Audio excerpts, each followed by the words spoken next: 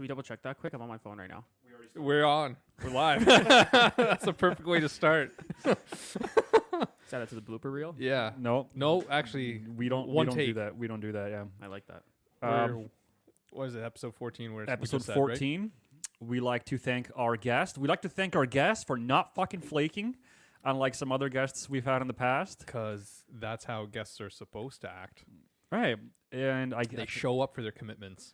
It was an earlier commitment. I think I gave you like 2 days. Hey, you know what? My people talked to your people, and it worked out okay, and they brought me. Oh, yeah, but I think you and I did, what, Monday? I text you Monday? I want to say it was Monday, yeah. Welcome, Sebastian, to the spaceship, buddy. What's going on? How do you like it? I love it. You guys did a great job with it. Like I said, I was talking, and you know what? Like the ambiance and just how it feels, it's, yeah, I was speechless when I first walked in. Let's put it that way. No, I believe Sebastian's words were the Snapchats or the Insta stories don't quite do it justice. That's right. They don't.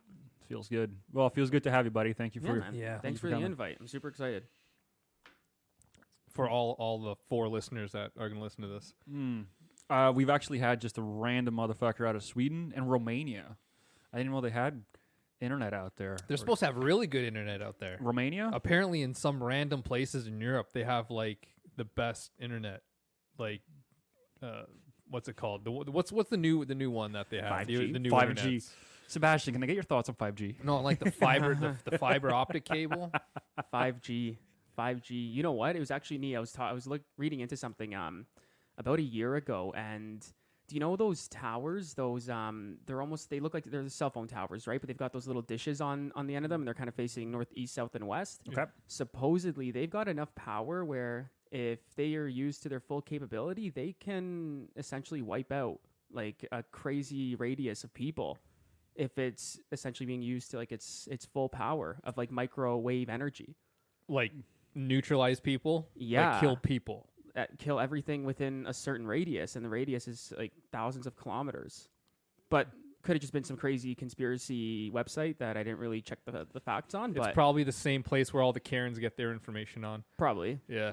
That's definitely the place to go for, to try to at least sway your debate to your side. But I don't know. I just thought it was really neat, and I started to look into it. And I mean, I guess the science behind it and the technology behind it, I guess there is some sort of possibility that it could be used to that capabiliity. Is that what all that hoopla was about putting up these 5G towers? Because I remember earlier in the year, people were freaking out about these 5G towers. Was that it? Like it was because of that stuff? Yeah, I guess that was part of it. So I'm not sure. Don't ask me. I don't work in that stuff. I work in finance. Look into that. It's funny because people were saying COVID was 5G was responsible for causing COVID, even though there's no 5G in like Brazil or India or any of those spots. So that doesn't quite equate out. Yeah, but I guess all you have to do is infect one person, and fair enough. Yeah, I'm not sure. Interesting. The whole I'll look COVID into thing that. It has been kind of crazy back and forth. I guess where we are now they've limited the capacity. As of what, 2 days ago? Yeah. Now it's back down to like 10 inside and 25 outdoors or something like that. So I wasn't able to make this, but you and I and our friends group, I have an unfortunate obligation this year. We usually do a Friendsgiving, and this would have been what, the 4th one, Sebastian, or is? I just can't. I want people to go, but dive into a little bit about what Friendsgiving is. I'm aware. Give the audience. Oh, the audience. Okay. A bit of a. So it's like Dom was like, I'm aware of it. It's like, yes, please extrapolate. Dom, you're not the only one that listens to this podcast. Well, apparently I am. No, I'm far from the only person. I don't even listen to it. Derek listens to it. I like to listen to it. Derek listens to it. I just don't like the sound of my own voice. That's why I don't listen to it. I've listened to it on occasion. Okay, so a Friendsgiving is Thanksgiving, except it's friends. So. There's an overwhelming majority of Italians in that friends group. Derek's doing the what the fuck in Italian. So there's a big ass dinner, and there's between 20 and 30 people. Yeah, it's kind of been dwindling down every year, but yeah, it's the 5G getting them. That's what. That's it. And we just make a bunch of kick-ass food and just hang out at our buddy's house and get to chill with each other for a couple hours once a year. That's it. Be thankful for the friendships, right? It is. So this was, 4. And the poor people, they have to move it outside because you can't have more than 10 people inside, so everybody's going to be outside. Well, yeah, we're all freaking out now. We're like, so can we go in and like cook and bring the food out? Because we were thinking of getting a tent, and it's just there's like so many gray areas, and I just it's hard to follow, right? Like, there's more than 10 people in the kitchen alone. Well, I know we can't have Friendsgiving at my mother-in-law's because we got that one neighbor who already. Oh yeah, they want to call the cops on you. So she's gonna call the cops again. 100% for sure. Maybe she's one of the new 13 cases of COVID in Guelph. No, maybe she's the patient zero of the Karen disease. Probably. No, that totally makes sense. Yeah. Fucking Karens. I like. Why can't there be a Karen apocalypse? A Karen 19, where it just hits all the Karens. Karen 20. Oh man, brace for it. I like how this. I was talking to this one lady who was super nice, and then Derek comes up to me, and he's like, "Dude, she's like the stereotype Karen. She's like boss level Karen. She was boss level Karen. Had the cut. Had the purple dye. Oh God! Wait a minute. Slightly above in the BMI index. Just a second. Hold on. I think I sniped a picture of her. You son of a bitch! Oh, here she is. What was she going off about? She wasn't going off. She wasn't going off. It's just she was just lurking. She was waiting to go off on something, probably. I don't know, but all I'm saying is, if she went to the Halloween store and said, "Give me the Karen costume," this is it. Like, look at the haircut. The haircut's on point, right? Oh my God! Yeah, wearing the gray sweater, the slacks, and the Birkenstocks. And if you could just barely see the ankle tattoo under her pant leg. It's probably script or a butterfly. I thought it was both. like script. Yeah. I thought my favorite ones are the Asian ones, like that'll spell like noodles or something, but you just don't know because you're a dumb white person. They get the kanji. Yeah. Yeah, I never understood that. Could you imagine if an Asian person had an English tattoo and it said there's pictures of that. Yeah. Yeah. Oh, God. Derek spends a lot of time on 9gag. Be very careful what you bring up with him. Yeah, there's a lot of pictures of that, and sometimes it'll be swear words, and they don't fucking know. That's what I'm saying. Like, I can't read. They just like how our letters look. Can you imagine that? I think it's just so strange. I before E, except after C. Crazy shit. Next thing you know, white girl's got Vietnamese "live, laugh, love" written on her back. Yeah, you know that's happened, dude. Yeah, when I moved into my condo, every spot on the wall had some sort of "live, laugh, love" kind of. Oh my God! Bless this home. Yeah. Kitchen, dining room, dude. Everywhere, every room had something. Wherever there was a spare part on the wall, they just fucking put something like "live, laugh, love," home. I couldn't. Not only did the signs make me upset. It was the screw holes I had to fill. Thousands of screw holes in every room for all these fucking "live, laugh, love" in every goddamn square. I'm glad I'm not the only one that went through that. I've got the same thing. I've got like 7 or 8 screw holes, but some of them still have like the screws in it. Because I'm like looking at it, and I'm like, you know what? Maybe I'll put up like a mirror here or some sort of artwork. And yeah, dude, you don't hang shit up. You know what? It's coming together, Dom. Is it? Slowly but surely. I haven't checked out your new place yet. Yeah. Soon. Isn't moving the worst? Well, it depends. Moving from the parents' nest and buying all my furniture online was probably the worst thing that's ever happened. Yeah. Because, I mean, it shows up and it's definitely not what the picture shows it is. Wasn't that your couch? That was my couch. That was my... Literally everything. My you were bar so stools, pissed my desk. Because that was the middle of COVID when we were doing the conference call. No. Oh yeah, and he's all rattled as shit because that was the day they fucked up your couch. Yeah. So they essentially what happened was I ordered the couch and I'm waiting for it to be delivered. I took a day off work because you got to rent the elevator out, put the deposit down. They got to put all the mats up on it. Exactly. And I'm just like, all right, sure, I'll take the day off. So they showed up, I guess, at 8 in the morning, and I was already up and I was waiting. And they didn't call me or anything. And then I get an email saying, sorry, we missed you. And I was like, what do you mean? I was here. Yeah. And then I guess I called customer service and I was on the phone with them for an hour. And long story short, the girl comes back and she's like, oh, I guess they forgot to pack the couch on the truck. They missed an entire couch. Yeah. I'm like, nice. And then it showed up a week later when they finally put it on the truck. And I look at this thing. It's like 3 massive boxes. I needed a small army to move the thing upstairs. And I'm just like, how do you miss this? My mind was blown. You were rather pissed that day. It was either the day of or the day after that we were all having that phone chat, and you were not a happy camper. Well, no, because I wanted the couch, right? I mean, like I was laying on my floor watching TV for a solid month. Is that what it was? Yeah, I was like, this is your typical bachelor situation. You could have just been like, hey, it's feng shui. It's just smooth energy through this space. I guess the air flowed really nice because there was nothing really hitting it. I mean, I had like WWE chairs kind of folded out all over the place. Those were my makeshift furniture. I saw on the video, the virtual tour. Yeah. It's like Sebastian downgraded to chairs. Your parents' house is so nice, and look at this trash. Yeah, honestly, it looked like a set from WWE. It was going to be like a remote fighting ground. But with all this temporary furniture, I was worried John Cena was going to crash through the front door. Right? That's when the theme music comes in handy, right? And even though it was COVID, nobody could come over to hang out anyway. Not really, no. But you know what? I think it was a great time to buy. I mean, the prices in the housing market, they took a bit of a dip. Yep. And I found something that I liked, and I mean, my real estate agent, who's actually coming on the podcast next week. Yeah. I think I told you that. We'll save his name for next week, but yeah, he should be here. That means that Derek, you and I have to get our shit together and make sure that we have content. Okay, put some questions down on paper. Same, because we like, and you and I were kind of talking about it back then, kind of at least trying to.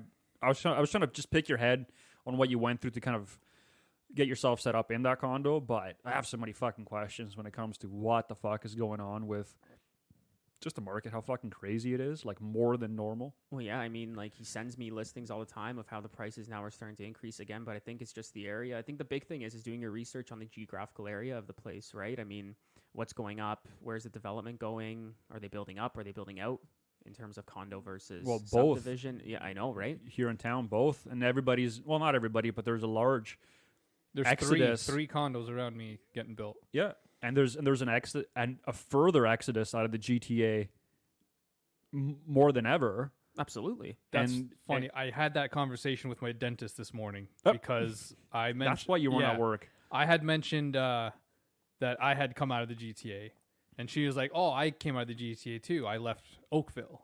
And then the dentist, that was the hygienist. The dentist came in and said, "Oh yeah, I'm from the Toronto Vaughan area as well." Mm-hmm. And she said, in the area that she moved to, if you were to ask anyone, she says everyone's from the GTA. People are leaving. Oh yeah, they're I don't know what it is. Maybe they're just getting tired of the city life. And I explained to her too. I'm like, you know what? Where we live here, it just feels more laid back. It's less stressful. There's no traffic. That's the number one thing I think from living where I used to here. The traffic is non-existent. Yeah. So even a bad traffic day here in our city is nothing compared to the bigger cities like Brampton, Mississauga, and stuff like that. Yeah, but all the money pushing out and going down the highway corridor, right? Like we're so close to the major highway here, and it's that Toronto money. They're getting a few million for their homes there, and they're coming here, and it's just inflating our housing prices, right? So I find, at least our generation, like, it's almost like we got fucked over pretty hard, right? Everyone's trying to leave the big city. They're bringing in a ton of money, and it just inflates our housing market, and it's such a desirable area to come to in terms of raising a family. Pre-COVID. Even now, but I'm saying it was like that even beforehand, and now it's even worse. Absolutely, it's tough, and I find even when I was on the hunt for it, it's nearly impossible to try to get in alone.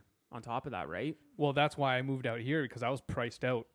I was priced out of the GTA, so we had to move out here just to get in the market to possibly maybe move back closer to family in another 2-3 years. But now you like it so much. But I like it so much that I'm never moving back. Yeah, I'm the same way. I can settle down here, and I'd be so happy just staying, honestly, for the rest of my life. There's so much good going on within this city in particular, right? Yeah. I mean, this city is well run and managed. Like, they're very conscientious about green space and just being green, and they have a really good balance between a whole bunch of different things, and it is a relatively well-off city, so they have the financial backing to be able to invest in further projects to kind of keep it rolling. Like you said, green.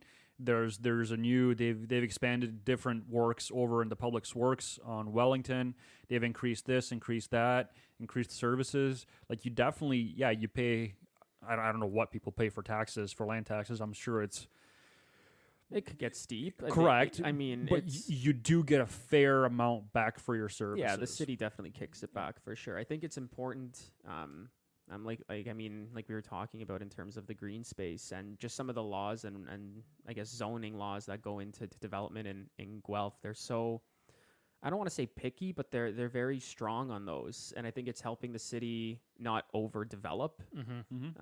This is just my opinion. I'm not sure if that's actually what's been going on, but at least that's what I see. Is, I mean, you see places like our neighbors, like in Kitchener-Waterloo, and they're just building out and building up, and it's almost like it's almost too much.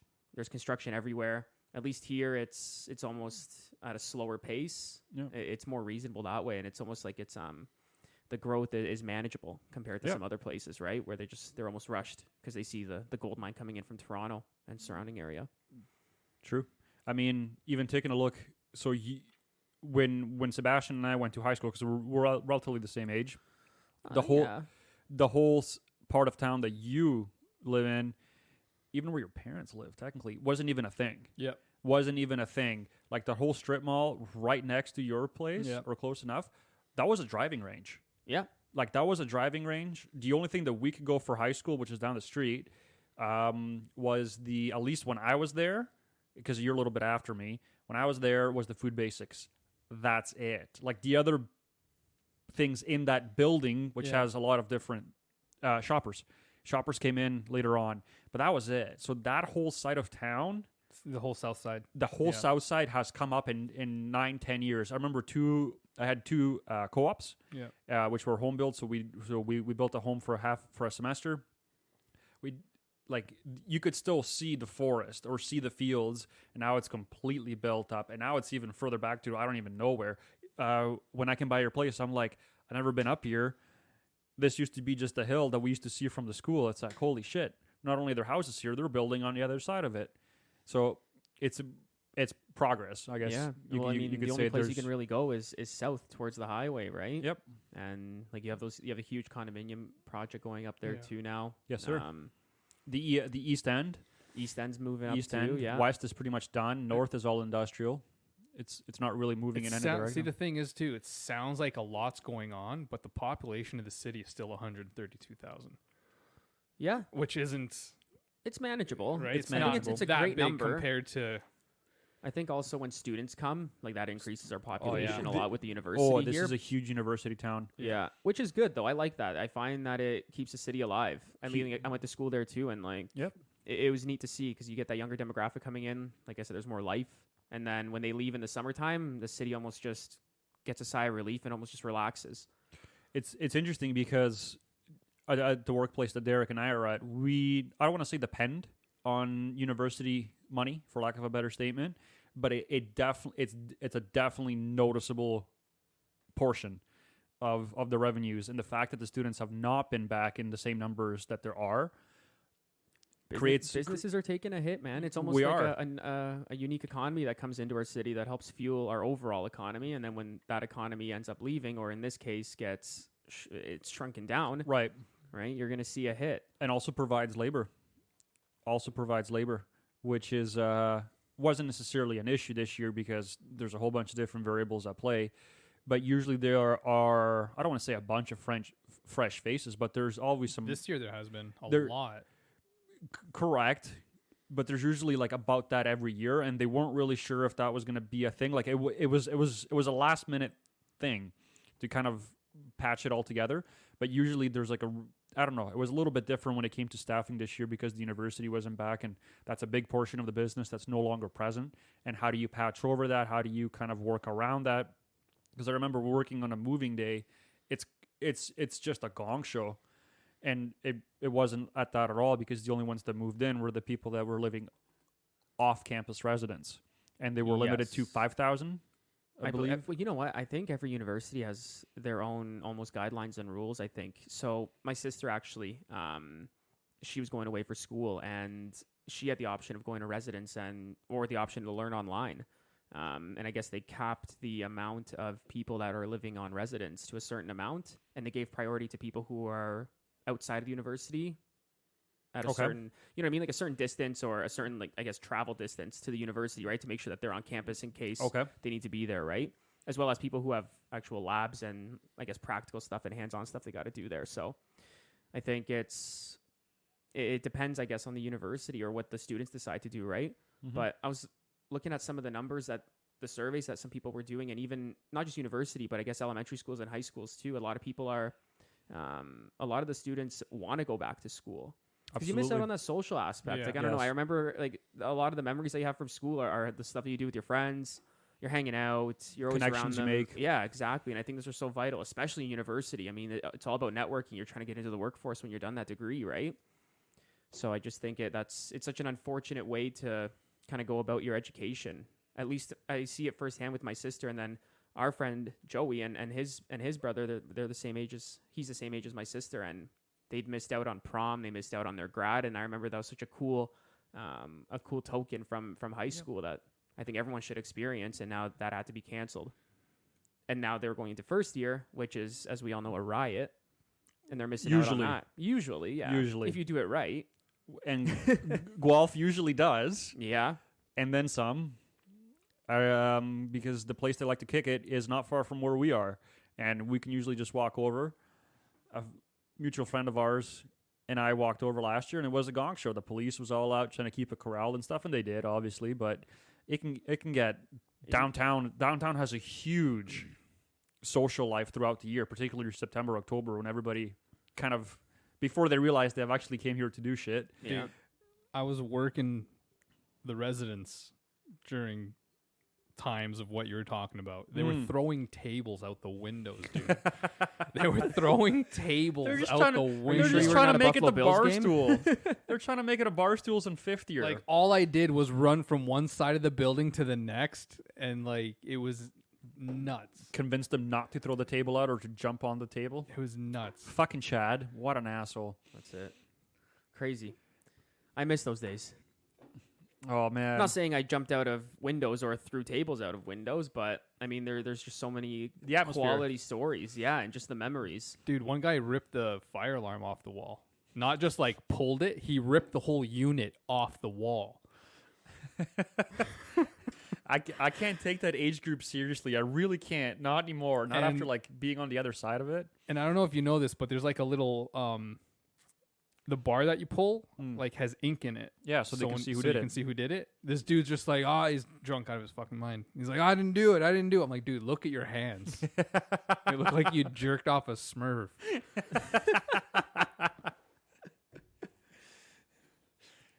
Oh, dude, I don't know. I can't take that age group seriously anymore. Would you go back? Me? Yeah. If I could. I never had that experience. I never had that experience. I never. No, but you went to college. What do you mean? But it's not the same, dude. My college is one building, and it's the trade school. Like U of G experience, like university experience. I never had that. You know what I was like when I was that age. I was a totally different person. This is true. I was a very different person. Like, even if that was available to go to, would have never gone. Not in 1,000 years. Now, knowing what you know now, would you? Oh, dude, I would never graduate. Same. I would never graduate. I go down with you. Like, we would never make it out alive. Entering his 10th year. Yeah, is Sebastian and Dom. 10th year and 9th indictable offense. Have our wife and kids. $1 million in OSAP fees, but that's okay because you're only here once. Oh man, I was having that discussion actually with somebody, even high school. I was really thinking about it, and that was such a fun time. Like looking back at it and thinking now all the responsibilities you have being in your mid-20s or within that age group, it's I wish I did it differently.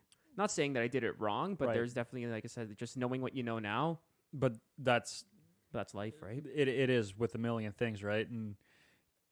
And that's why, I mean, we work with the younger crowd, and I'm always on them. It's like, no, don't go home and play games. Hit the gym. Start eating. You're 16 years old. You're gonna put on weight you're gonna pick up a weight and blow up. The fuck are you doing? Just start. No, don't stay in. Go out. Go make those friends. Like, I'm just harping on them to just get the fuck out the door and go do something because it's so much easier then. It's so much easier. So if you're listening, fucking do it. Absolutely. The gym's a big one too, because I know both of us were kind of meatheads at one point. You more than I. Yeah. Okay. Yeah. You're not wrong. But but so he's also a meathead. Yeah. Derek hits the gym too. Oh, I came from the gym this morning, dude. I have a confession to make. I haven't been in a gym in like 2 years. And that was coming off of being in the gym every day for, I think, 4 years. I was competing and taking it seriously. Oh, yeah. And now it's just that I look at the gym and it's just like, yeah, I'm going to pass. But there's What so many, changed?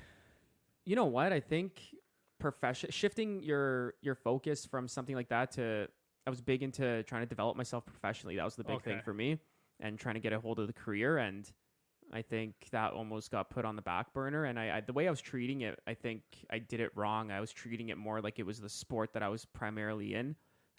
You're talking bodybuilding. Yeah. And just focusing all my attention on that. And then I had a couple injuries with the shoulder. And then it was, you know what, at that point, let's shift gears and move on to the next thing almost. But you almost have to remember that it's not, that shouldn't be the primary focus of it. It should be the fact that you're trying to be healthy, right? Right. And I think a lot of people, they're so motivated to seeing the results and just constantly getting bigger or leaner or whatever it might be that it almost turns unhealthy, Yeah. right? It's like a double standard, double-edged sword, right? Right. But doing it professionally, that's a commitment and a half. Like, I know a few people that do that, and it's your whole life is just around that. You know what I mean? Like it's very stressful for you, for your family. Like it's absolutely. a real decision you got to make about if you want to do that or not. Friend of ours that we know competes professionally is now so big that he needs a CPAP machine just to fucking breathe at night. Yeah. Like that's the extent of, because I'm like, why? Like, are you? He's like, no, man, my chest is so huge, it just compresses it. It compresses my rib cage while I'm sleeping. And I'm like, are you fucking serious? Like, I didn't even know that was a thing. Yeah. I guess like it makes sense. And then your job is just funds to feed that. Yeah. That's crazy. But, no, yeah, like, you gotta Almost, be at that point, that's almost an addiction, right? Or something at that. Oh yeah. At least I would classify it as that. But that was me being within that industry and seeing it. The big thing to note, though, I mean, you have two different streams within that sport, right? You have the natural stream where it's tested. Yep. And you have the open stream, which you can do whatever the fuck you want realistically, right? And you could definitely see the difference between the two. Oh yeah. So like being in the natural stream, it was one of those things where you're so focused on the diet, the training, the sleep, and that was it, right? And my social life definitely took a hit on that. But I mean, like I said before, it's even the natural side of it. It gets pretty unhealthy, and like I mean, I was in magazines, like I was doing videos for people and stuff like that, and like you're advocating for that. This is what's healthy, right? And you're sponsored by the supplement companies. I remember that. Yeah, and it's almost, I look back at it and it's like this is wrong. This isn't actually what you would consider healthy. I mean, like on show days, I was hovering at like 3 or 4% body fat, which I mean, you can only technically, I guess the average human can only survive for only a couple of hours before they got to go into an ER. Right. But you're just it's not that you're starving yourself, but you're just manipulating your macronutrients so much that your body goes into a state where you're borderline ready to die. Exactly. Yeah. As crazy as that sounds. see that a lot when they're doing the posing and they just pass out. Jesus. And just to give a memory of Sebastian's journey during this time, I remember there was 6 or 8 of us went to a concert. This is 2013. 2013. I'm not going to say the joke I did after this. We're going to keep that one for off the air. I'll tell you later, Derek. Gotcha. But we're on the train to Toronto, and this was like during Sebastian's golden times, golden era. And we went for a day and a half, 2 days? 2 Whatever days, it was, 2 days? 2 days. So this kid, this is 2012, 2013, about that time, had all of his meals packed for that time. And it was the exact same meal, just repeated over. Yeah. And I thought he was full of shit, but it was, I remember there was vegetables, rice, and whatever meat there was in there. And it was just more of the same, more like just packed. The only variable was what kind of meat I was eating, but everything else stayed the same, yes. And it's just like this kid was just dedicated to that cause, that we're all going to party for 2 days. We're young, we're stupid. nonetheless, discipline must be maintained because these are the goals. And well, I just know you to be an intense person. That's why you and I got along very well, because we both kind of roll that way. And I think you just shifted that intensity out of bodybuilding into your career, into like you've always been doing stuff. So you're not, for lack of a better statement, one of those people that just stopped because of an injury and just stopped altogether, did nothing further past that whatsoever in any different direction. You just shifted it. Yeah. So that's a great explanation. So that's why you can never be not mad or disappointed or frustrated that somebody just didn't do anything, because you just moved it to something else. But there's a lot of people that would just say, no, I'm done. That's it. No more. But I'm not going to transition into anything else. Yeah. So, and I'm sure you've seen that with certain people, the moment you get that injury. And I've had shoulder injuries, and I kind of stopped for a year. I was in the middle of college. I just focused more on school, kind of went back to basics, did a little bit of this, that. I should have done more, because I could have worked around it if I wanted to, knowing that now in hindsight, I would if I would eventually get another injury, because to be honest, I'm fucking feeling my back more and more every day. Yeah. But you did the transition. You didn't just stop. So. Yeah. I think when you shift gears, I think as a human being, there always needs to be something that gives you purpose to wake up in the morning, right? I know in that case, it was fitness in that industry, and then the quick change into, okay, like now I'm going to start getting my life together professionally. You just need that motivation, and everyone's got it in them. It's just, you got to dig, right? You really got to be passionate about something. I mean, if you're not, there really is no purpose. Well, you're just going to live every day, 9 to 5, go eat, watch TV, and go to bed. Right. You almost need that additional, just something that kicks you in the ass and says, okay, I'm going to alter my schedule, or I'm going to put some effort into something that I'm truly passionate about. Right. Because then what's the point? You're just going to go to the grave empty-handed in that case, right? I think we touched on that one of the last episodes. Remember how I said how some people just don't have hobbies? There's nothing extracurricular they like to do. Yeah. You know what I mean? Yep. I'm pretty sure that was the previous, not the last episode. Not the last one, the one before, The one before. And you just need it just to keep your brain up and running, because it's just going to melt. If you don't use it, like...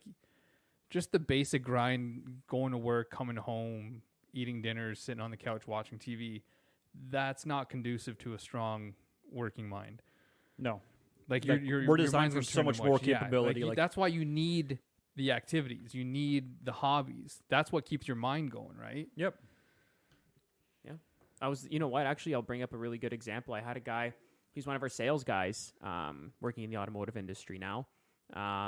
And he was pushing, I'm pretty sure when we hired him, he was in his early 80s. Yeah. And he was on the sales floor, and it was one of those things where he was telling me, he's like, you know what? He's like, I could be retired right now. My wife's got a pension. I've got a pension from my other job, but I just got to keep my mind sharp. Yeah. I respect that. Right. And I mean, 100%. I'm looking at this, and like, he looks great. Like, he golfs. He has some other hobbies. Like, he's a big wine connoisseur, like loves wine. And that's another hobby of his. And it's great to see that at that age, like, someone hasn't not saying given up, but there's still that drive to wake up every morning, and there's something there that sparks him to say, okay, I want to do something more than just wake up, go through the motions, and go to bed, right? Well, that's the difference between, the 80-year-old you see hunched over a walker that takes a step every 3 minutes, and the one that has some pep in their step, and they're still all there cognitively and stuff, right? Yeah. Those are the people that still continue to do things and not just stop and give up, because then your body does. Yeah, no, You're going to turn into a pile of mush. Yeah, well, I was a pile of mush for 2 days this week, because I just got off my routine, and then I felt so shitty, empty, just like guilty, because I just skipped 2 days of my routine, and it was, fuck that, we're not going down that road. So this morning I went right back. I just hit it again all over, and now I'm on point to kind of keep repeating it. But because I feel guilty, because I know that I'm just off point. I'm not on my game. Even at work, I can tell I'm just not. Like today, I did my whole morning routine, and I was just buzzing with energy all day. I had one K cup of coffee, which is not much. I'm sure people have more than that every day. But I was just I'm pretty sure some people freaking hit a line before they fucking start their Well, day. So, you would think- K cup would be pretty good. people think that I do lines before work because I'm just so good to go. I finish my whole morning routine. I get my workout in. I get all my meals prepped. I have time to just kind of collect myself, then go to work. And by that point, I'm just fired up, just to kind of get at it. Yeah. I'm just good. I'm just in a good energy and a good vibe, and I maintain that as long as possible throughout the day. And then when I go home, I have things to do. Like today was just kind of prepare. I had a bunch of shit to do even before you guys came here. And then this, like I was looking forward to this for 2 days. So like I was just hyped up all day, right?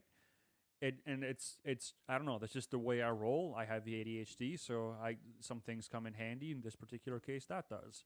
But I know not everybody can attest to something similar, but that's just what gets my ticker going. Yeah. Right.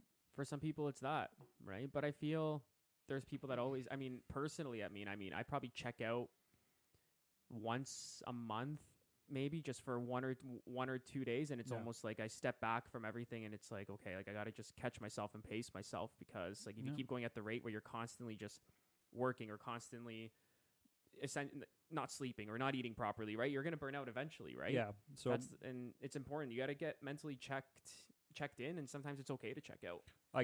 That's what we were talking about, the camping, right? Like when we go out into the woods, that's what you're doing basically. You just need to unplug for a second, give your mind a rest.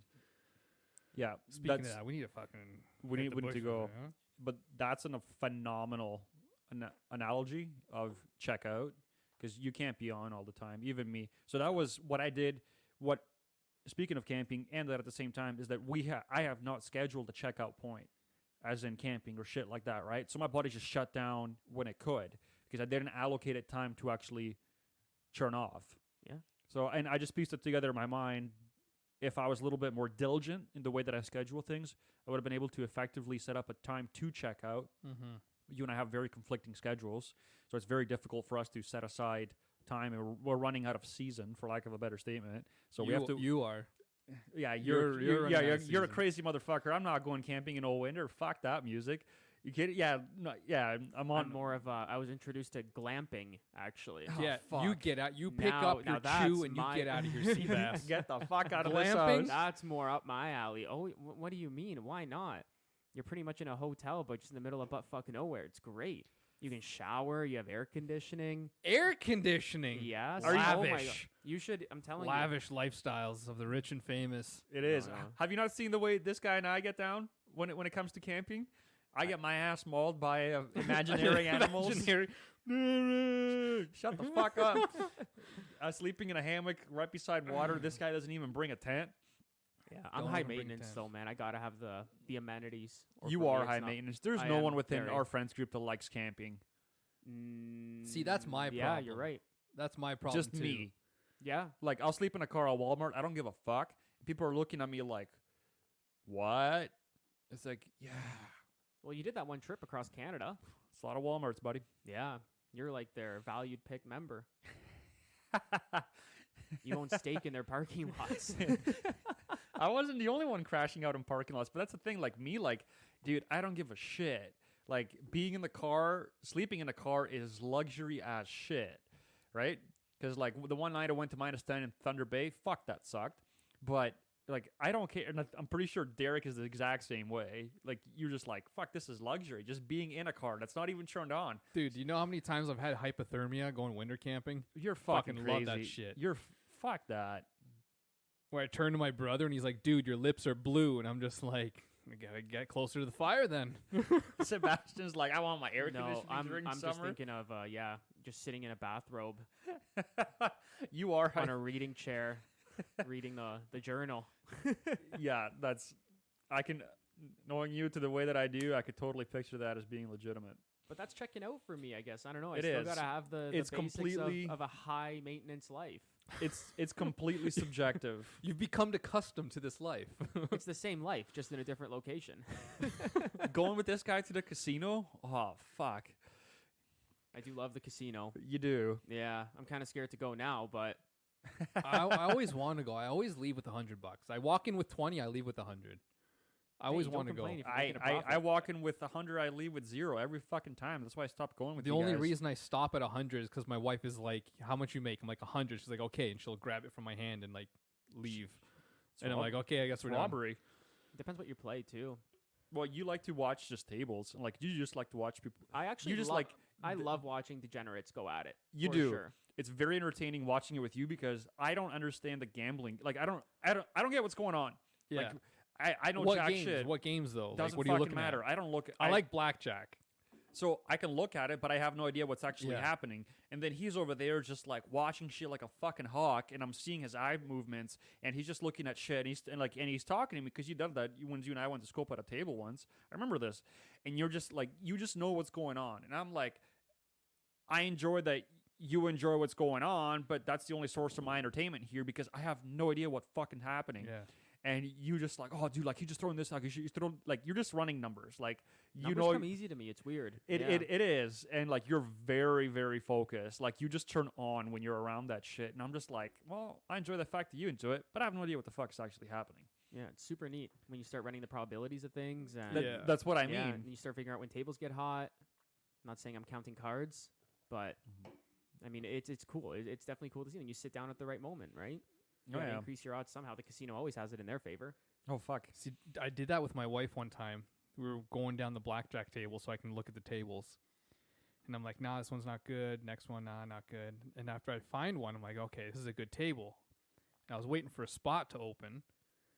And I'm like, I need that spot specifically. I just told him, I'm like, I need that spot. I don't know why, but I need that spot. Just a hot seat. And then the person started collecting the things, starting to leave. I started making my way over, and this drunk chick just fucking shows up out of nowhere and just slides into the seat, takes the thing. I'm like, you gotta be fucking kidding me. She was hitting hand after hand after hand, like perfect, like the best hands you could. But because she's drunk, she doesn't know what the fuck she's doing. She's just like, hit, like, oh god, fucking. You're sitting there like a lost puppy. I wish. And I'm like, I can't believe. I'm like, Cass, can you fucking believe this? Can you fucking believe this? Had I had those hands, I could have played those. Yeah, but And like this chick's just like, fuck yeah, 19, hit me. I'm like, Cardinal what are sin. you doing? Cardinal sin. that and then splitting tens. But then No I idea also what get, the fuck that means. but I also get really intimidated at these tables because the people already there They're know throwing- what the fuck they're like. And they're throwing big like money. into Or they're it, good dude. at making it seem like they know what they're doing. Dude, no, I've had times where like there are people sitting at the table and their handlers standing right behind them. Their handler. You know what I mean? Like that's like how serious it is. And I if believe I it. take too long to make a decision, they're just like, "You're holding up the table," and I'm just like, "Excuse me, scary Russian man." Russian billionaire. Yeah, I couldn't. I get nervous just because of that. And you know what? I could picture in Sebastian on the other side be like, just let me do my thing. That's it. Like you could just get in the zone. Like, you wouldn't even give a fuck who you're on the table with. No, I don't. Yeah, I mean, at the end of the day, especially with blackjack, right? You're playing to make sure the table wins, but then you have people that decide not to do that, and they play for themselves, and then that's when you end up walking out in a wheelchair. Well, wheeling out in a wheelchair, right? And then there's me and some of our other friends playing 5 cents on the virtual roulette tables because we have no idea what the fuck's going on. And I'm like, I'll take black. Yeah, I'll there you take go. ride this one. I don't know. That's the thing That's too. that's one world I've never delved into. When you look at the slots, you gotta watch. You gotta watch the slots. It's always the ones at the end, and you gotta see like who's been there a while. So like here's my primitive brain trying to assess this. And I remember when we went the one night, there was this dude that pulled up on the virtual roulette tables beside us, and he's taking notes. This guy just got a huge book, very well dressed man, and like I noticed he was writing in towards the back of his notebook, so that means the entire front section must have been filled with this shit. And he's writing down what hits, I'm assuming.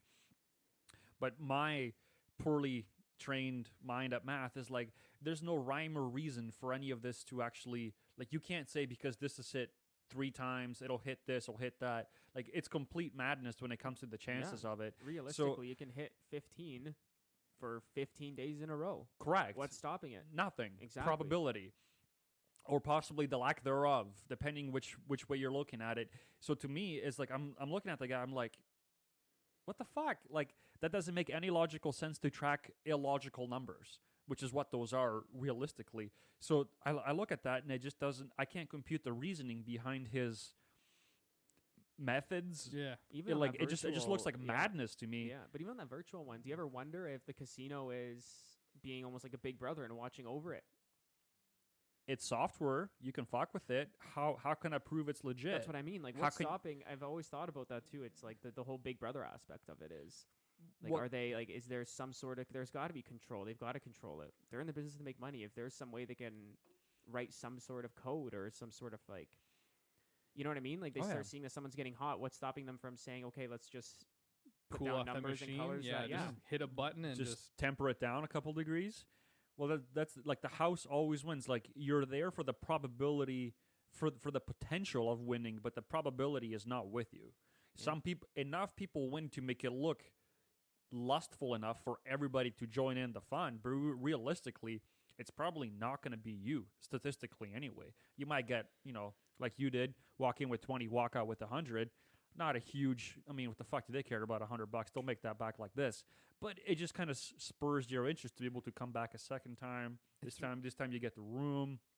You kind of make a thing of it. Yeah. it's really just a big scam. It is, but it's a scam that It's people dealing, go for. It's dealing drugs. That's all it is. It's dealing drugs. It's dopamine. yeah. They're getting that drip like we talked about before. Yeah. That's all it is. Yeah, it's well, as with anything, you can use it as a tool, right? It's a source of entertainment for a while. I mean, the night that we went as a group of friends. This is back in 2012 or something, Derek. We all went as a group of friends. We rented a room between everybody. We had a good time. It was a boys' night out. Everybody got dressed up and hit it, and it was a good. That was more of the side, I guess, entertainment for us. The whole Yeah, the like- purpose of it was to get together. Yeah, right? it was to get together and go do something as, Yeah. as friends. That was just the activity that we picked, which was, as with anything, you could pick, if you went to see a game, that's still 4 hours of entertainment, a couple $100 for the seats and all this, that, the other, right? See, that's fine though. That's entertainment. Right. But how about those people that go cash their paychecks and run straight to the casino and lose it, and now they don't have their rent, they don't have their mortgage. Right. No, it's that's when it's a problem. that's what I was To, going to get go to, and but throw yeah. to go in and then throw a couple $100 No harm, no foul. once Not or gonna- twice a year, whatever. But to those people where it's an actual problem, it's Scary stuff. very scary stuff. Yep. But as with you could tie it back one way. You could play both sides of that coin and say, well, that's just like smoking. You know it's gonna fucking kill you, but it's your choice to do it. It's just like drinking, right? You can. Why the fuck is the LCBO a critical service during COVID? And why the fuck are there lineups consistently outside of it? There's more lineups at that than were some grocery stores. It's like, what the fuck, That's what doesn't make sense to me either. right? As long So- as the government gets a piece, it doesn't matter. Right? Which they get a nice one, Well, yeah, you got the sin tax on top of the alcohol, plus the markup on the alcohol, which plus the is tax on top of that. outright ridiculous in this province. Well, I mean, yeah, you can get a 2-4 in the States for like $7. Fuck. Yeah. But then that's why everyone in the States looks like the way they do. Drunk. Beer belly. Yeah, fat. And this is me hating on my own people here. Because you are American. I am. Because Maybe not your typical by looks, but yeah, because even the fast food down there is half the price of what it is here. Yeah, but Like Oh, you're it's getting great. like fucking like dollar Big Macs. if and you get shit. fucking gut rot within 20 minutes, you're sitting on the shitter for an hour. they love it. They love it. I don't know. You spent there exponentially more time than I have, so I can't even relate to any particular my part love of their for fast culture. food has transitioned to my Canadian living for sure. My friends can attest that I frequent McDonald's, Wendy's, Harvey's. Quite a lot. Yeah. A lot. So we're bodybuilding coming. days are behind you, huh? Oh, man. No. Even during. That. 100%. Fuck, man. Was it a month ago? We're out at like just a function. It was a friend's birthday party, and I'm like, no, I'll catch a ride with these guys because I'll probably be home faster than my normal rides. We end up going to McDonald's at fucking 1:00 in the morning, and who was it? My idea to get an ice cream. May have been. You wanted something, and then Oh, I wanted something. you wanted nuggets. I wanted a lot of Dude, things, I fucking think. chicken You did. nuggets. So like we're parked beside the fucking thing, and I'm like, that ice cream looks pretty good. And Joe's like, fucking get yourself some ice cream. I'm like, Joe, it's 1 in the fucking morning, man. That's the I time. gotta go to work at 9 tomorrow. He's like, fuck it. So I ended up getting an ice cream like a 4-year-old at 1 in the morning while you were just macking away on nuggets or something. We Dude. dropped your ass home, and I got home after everybody. Dude, McDonald's soft serve is the shit. They're fucking good, man. Chocolate sundae from McDonald's. Fuck yeah. I didn't have that, but I'll take that 450 calories right here. Thank you very much. Hopefully the machine's not broken like they always claim it is. Motherfuckers. So apparently it's not, when they say it's broken, it's not usually broken. They just have run out of the soft serve mix, apparently. For some reason, they just keep saying it's broken. Is that what I had? I'd rather hear that. Like, don't tell me the damn thing's broken. You can easily get a tech in there. Well, evidently not. It's always Call the Geek fucked. Squad or McDonald something, I don't ice know. cream tech. Fuck, I'm gonna pick that up as a side hustle. It's clear there's money to be made here, boys. There's probably only one McDonald's ice cream tech in all of North America for how many ice cream machines are in McDonald's are broken. It seems about legit. I can Just never the get a one fucking guy. flurry. It's always broken as shit. You guys just speeding in a painter's van with a makeshift M painted on the side. Yeah. Forever broken down on the 401. Stuck in traffic in Brampton. I imagine Poor he just guy. drives like a gremlin, like in Wayne's World. It's just the one guy. Guy's got like 400 calls a day. But it's like a craving, man. It's just like gambling, like we were talking about, man. Some people need it. You need that fix, right? And then you start getting into this crazy cycle where you're always eating it. You're always depending on it, right? 100%. It's a mental thing. Well, we were gonna talk about spending patterns and this, that, the other of this, which Yeah. I we didn't really have that content prepared. We were just gonna fucking wing it. But that was kind of something that you and I brought up the other day, which totally leads into that. In this particular maybe generation, time of human existence on this planet, like everything is just so readily available to be used and abused. Yeah. It's scary. So, like we just mentioned a couple things. You can, I mean, going back to our previous conversation, you could easily abuse gym into a coping mechanism. You start throwing in some additional supplements, which are not standard to the almost- human yeah. body, Yeah. right? Yeah. So that's a readily available, which is easy to get, Very. right? So you're talking food that's a relatively immediate, booze, gambling. Fuck, we just talked about vices for the last half hour. To be completely honest, like in theory, Is that saying something about us? yeah, we're lustful, sinful fucks. I just want to eat an ice cream cone while playing blackjack. And you can do that, Derek. Because this is America. Close enough. America. Fuck yeah. I'm going to shoot the COVID in the face. More guns. America. Are we going down that road tonight, boys? Donald Trump, 2040. No matter what happens in a month and 2 weeks, it's gonna be an absolute fucking gong show south of here. Have you ever seen the movie Idiocracy? I have not. I've heard about it. By the creator of, his name's Mike Judge. He made Beavis and Butthead and voices Beavis and Butthead. Do yourselves a favor. Go and watch the movie Idiocracy to anyone who's listening, because that's like literally what's happening in America right now. Where instead of water coming out of the water fountains, it's Gatorade.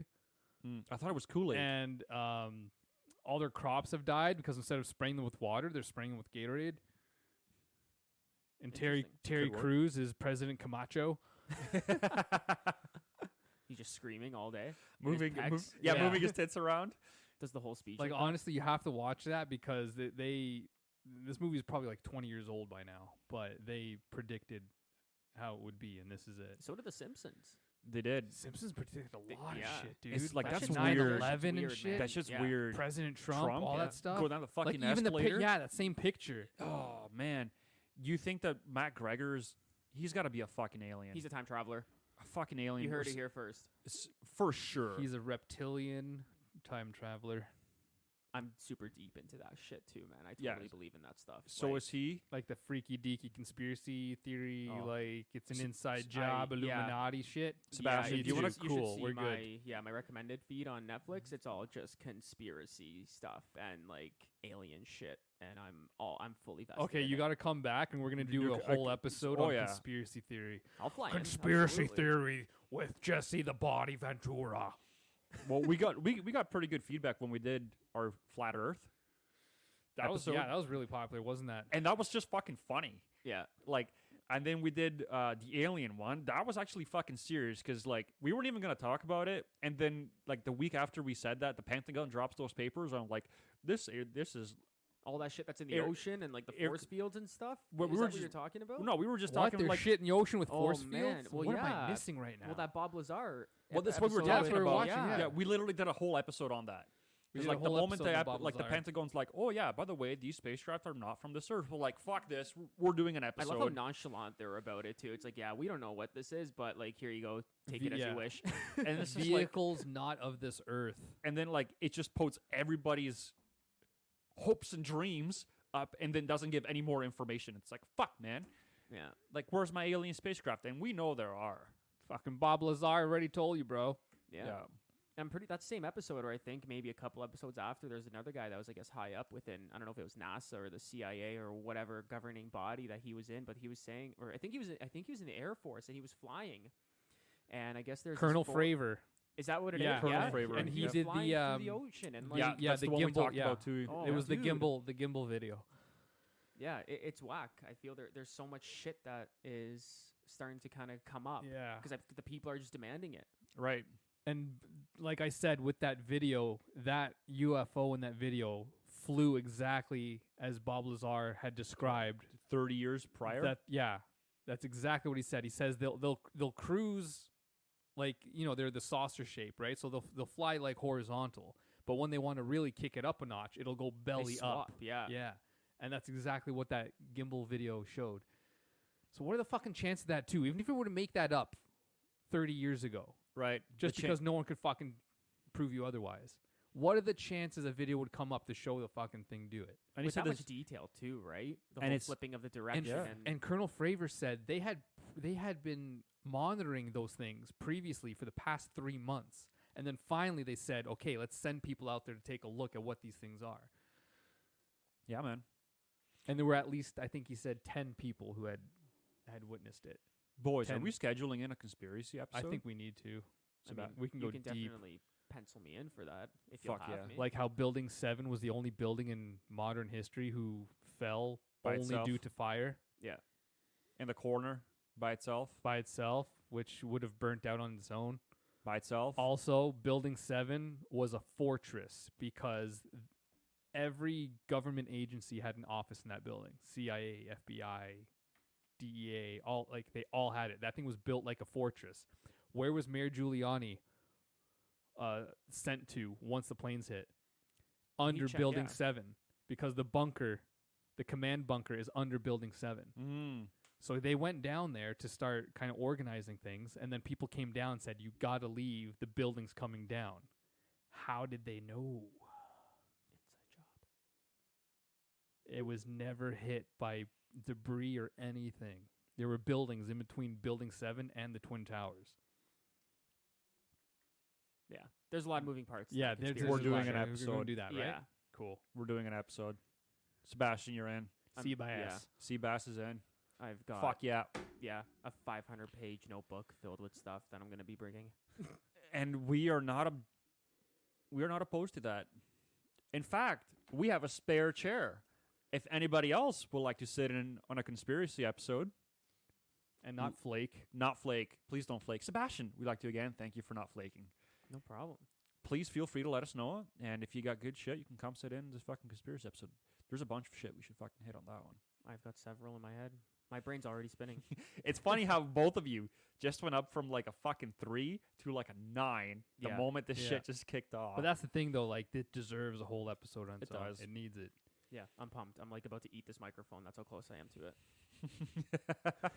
Well, like you and I, like if we have like not so much now, but even last couple of years, we've gone into like some hefty conversations during social gatherings. Yeah. Like never malicious or any of that. Some sensitive topics, So but but you and I have been more than willing to go down that fucking road compared to friends of ours. absolutely. Let's just say that. There's a fine line between debating and being hurtful, I guess. We were never hurtful though, Yeah. but that is the lost fucking art of communication that we do not currently possess as a society. I agree. It's like Try not to get offended while talking to people. so like everyone hates on fucking cops. Everybody loves to throw. I shouldn't say everybody, but a large portion loves to throw shit at them. How about you go fucking talk to one? Like, because they'll talk to you back. How about you just be one for a day? Have you seen the video of the one? Was like a leader of a protest. He kept protesting against police and stuff, and then the police actually invited him over to do a use of force training. And he failed the use of force training. He shot every single subject. Okay? Gung ho. Yeah. So they put him in serious situations where he had to approach a subject and kind of deal with the situation. So they had these pellet guns. Every single one, he shot the subject. Fail. Okay. Fail. And have you seen the videos recently of the protesters running down the street protesting, defund the police, and then something will happen, and then they start screaming, call the police! Who? Call the police! So it's like, so you can't have it both ways. But in their minds, they have, because we should definitely fucking hit a whole episode on this shit. Is this just a sense of entitlement and horseshit that surrounds this fucking generation? Because up until that particular point in their lives, they've received everything they fucking asked for, directly or indirectly, and they've had it both ways the entire fucking time. Well, I think that the generation that you're talking about, a lot of it is, if I kick and scream hard enough, I will get everything that I want. I mean, this is coming from somebody who was raised by parents that were very strict. I mean, European parents. I mean, especially my dad being a military man. I was going to say. Yeah, it was a strict household. And it wasn't my way or the highway. It was their way, and I'm going to be raised by their standards and their principles. Right. And I think that's where that kind of ideology of kicking and screaming will get you everything you want, that doesn't really fly well. Usually kicking and screaming gets you a further ass beating, as far as I'm concerned. Oh, it gets you a hell of an ass beating. But, I mean, it shapes you out to who you are. I mean, you come from an Italian family and a European family, right? And it's the same thing. Yeah. Portuguese. So it's pretty close. Yeah. So I think it's just the matter of upbringing. I think parents now are soft as hell. Fuck yeah. That's just my take on it. I don't think I'll ever be like that on my kids. There's got to be some sort of discipline and almost, not a man in the house, but some sort of authority. A disciplined structure, irrelevant of who upholds it. If both should be upholding it, as far as I'm concerned. But the lack... It's like, I can't... We're going to save that for another episode, because now I'm going to get fucking triggered on this bullshit. So let's not do that. It's just fucking too late at night. But just to put, like, the mentality of these people, there's the video I saw of a couple getting arrested out of a car. So the officer had pulled them over for a legitimate reason or whatever, and they were getting arrested. The girl that was getting arrested, as she was getting arrested, she was resisting as well. Just the mentality, this is exactly kind of tells me everything about her. She's like, you're going to get in so much trouble for this. And I'm just like, this isn't kindergarten. That's how you would threaten the other person. You're going to get in so much trouble for this. That's literally what she said. You're going to get in so much trouble for this. So and is the cop going to go, oh shit, am I? Sorry, I'm going to let you go now. It's so false. That's the mentality of these people. They're all children. They're grown adults stuck with the mentality of a child. Yep. Because that's how they react. Protesters throwing shit at cars as they're driving by. Defund the police, throwing shit at cars. The car stopped, started reversing. They all panicked and started saying, call the cops, call the cops. When they were just chanting, defund the police. So the way I look at that, So you're it's like, like that looks like a group of 10-year-olds. Yeah, so it's like a kid getting they're getting caught with their hand in the cookie jar. Yeah. You know? So they were getting away with it, and then finally someone stopped and started reversing. Call the cops, call the cops. I'm like, wait. You just said defund the police. There's no one here for you. Or there shouldn't be at that point if you just ask them not to be at that kind of level But of it. I don't think people understand what that means. Like, they say it, but I don't think they understand what that means. Well, that's true of a hell of a lot of things that get thrown out in a combination of rage. I don't even... Oh, fuck. But also, don't you think it's the bandwagon thing? Huge, 100%.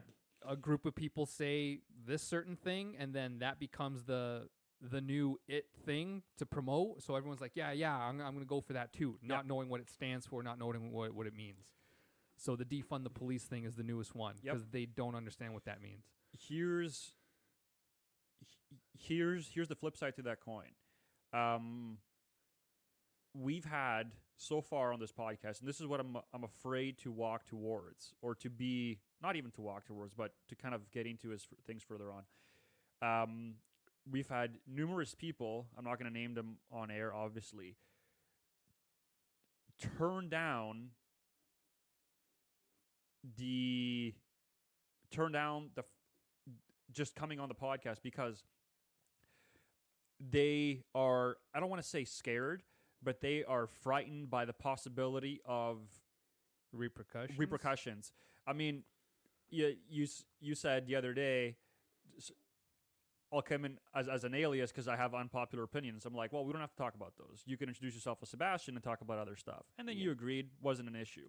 But some people have clung to that hill, and I'm like, what? There's only, like, I don't understand where that, like, if they're legitimately afraid of repercussions, that's one thing. But if you're afraid to say something that, quote unquote, pisses off the standard quo, which is supported by bullshit, that's a problem. And if I see people continuing this trend, that's an even bigger problem because now we're just afraid to talk. That is a very big red flag. That is a fucking massive red flag. And the fact that we've already we haven't even been on the air for fucking 3 months. 3 months we've been doing this. 3 months and 2 days. Or whatever the fuck. And the amount of, I don't want to call it blowback because it's not really blown back on me or on this.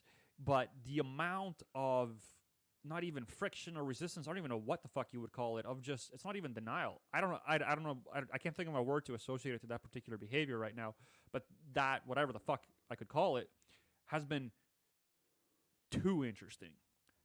I'm seeing too much of it. And maybe it could just be because, we're small, we just haven't made a name for ourselves, this, that, the other. But if I see that trend continuing, so that's why I want to say this now as a control point of further data, that's a huge fucking issue to me. The fact that people are just afraid to talk. That cannot be something that we as a society continue going forward, because the moment we stop that, like, I'm not even saying controversial shit that kind of pushes against this, pushes back the quote unquote status quo, whatever that may be. I get very afraid when people are just not willing to even be themselves, I want to say. Yeah, or at least voice what they think. I think in terms of what you said, this quote unquote status quo, I mean, who enforces that? What makes something the status quo per se? I mean, if there was a status quo, that would assume that everybody was raised the same way, that has the same principles and beliefs. The whole point of having your own, I guess, beliefs and like how you were raised, I think that you have to take that into consideration and be okay with having your own beliefs, because the person next to you, I mean, all three of us were raised differently. Yeah. So why is it assumed that we all have the same beliefs, or we feel strongly about one thing versus another? Correct. I mean, to put it broadly, my parents fled their home country from a government or at least the higher power that you would be dead if you spoke a certain way about something. And I feel we're starting to kind of drift towards that. I would agree with that. If you say something, there are going to be repercussions, whether it's cancel culture. Yeah. I mean, like, what? You say something, it blows up. What? You're not going to get a job. Your name's going to be posted everywhere. Yeah, so Derek and I moderate ourselves way the fuck down. Like, all three of us have moderated ourselves down, at least from what I know you, that you're capable of, Sebastian, because that exists. If we say something which may not even necessarily be incorrect, but I'm afraid that even if it's factual, it can still get you canceled. Which I don't even think can be a fucking thing. Isn't that weird? It is fucking weird. Free speech isn't for free factual anymore. Free speech. It's not. So you can say defund the police and all that shit, and that's okay. But if then you were to criticize the people saying defund the police, that's the bad thing. Right. You know what I mean? Like, it's so weird that it's taken that turn. It is, and that's what I'm afraid of. I think you and I had this conversation before this podcast started, which was we were going to have as few limits on the conversations as we possibly could, keep it as an open as possible, within obvious limitations or getting our fucking asses canceled just because the group doesn't support our openness of material, if you will. I think you should re-look at it. I mean, I'm sitting here now. This is the first time I've done something like this, and like you were saying, I was pretty not scared, but more of a caution. Apprehensive. Yeah, exactly. I was pretty apprehensive on the fact that, okay, if I say something bad might come out of it. But now I'm kind of sitting here, and it's, you know what? The big thing is as long as you're not pushing those types or like your own beliefs or your own viewpoints on other people, yes, then, I mean, it's someone's choice to log into this podcast and listen to it. It's not like we're downloading it to your phone like it was the U2 album a few years back and everyone's forced to listen to it almost, right? It's one of those things where, okay, if someone's genuinely interested and the talking point's there, or at least get a viewpoint from these three guys or whoever's, or you know what I mean? Like let them at that point. That's the way it should be. But as with anything, we live in a world of fast food. We live in a world of fast information. It doesn't necessarily have to be good. It just has to make somebody feel good. What makes people feel good is controversial shit. You can take something, process it the fuck. Now it's all of a sudden it's a 30-second soundbite taken completely out of context, and you can label somebody with that. Right? Absolutely, you can. And that's fucking scary because that should never be a goddamn thing. Well, it was. And it is. We're not exactly. We're backtracking. Instead of there's this false narrative, I think, of us moving forward as a society, but in reality, we're stepping backwards. I would agree with that. I think we should save that. I think we mentioned that too. We mentioned in one of the last episodes that we're sliding backwards. We are de-evolving. We should make that a whole fucking separate episode. Fuck, so we got what? Conspiracy theories, one episode. Fucking this shit. A no holds bar episode where no rules apply. Fuck. This is everything against what we just talked about in the past 10 minutes. And it's just gonna be a whole hour of just bleep, bleep, bleep, bleep. Well, that's why I enjoy having conversations. That's what I knew that you were interested in doing this, and you were somebody that kind of knew earlier on that I was planning on doing this.